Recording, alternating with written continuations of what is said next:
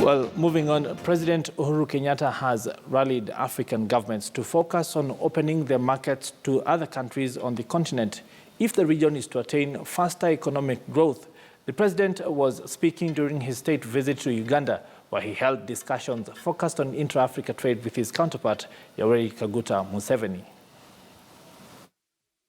Top on President Kenyatta's agenda as he landed at Entebbe Airport in Uganda was to revive talks of boosting cross-border trade within the region.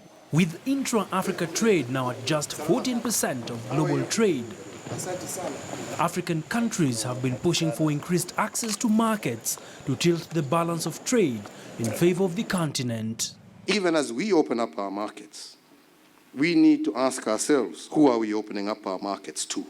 President Kenyatta further urged leaders to be careful on opening their markets to foreign powers who are hell-bent on exploiting various countries. What we need to do is to open up our African markets to African goods, to African services, to African trade.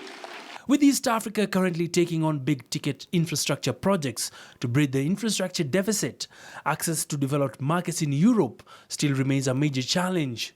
Despite efforts to deepen intra-regional trade being in the offing with the East African community, member countries are yet to fully tackle non-tariff barriers. Impediments to trade such as work permits, standards on different products continue to make it difficult for traders to conduct trade across the borders. With the East African region holding enormous trade potential, political will among leaders remains critical for the region to achieve accelerated economic growth. Abia Gina, KTN Business.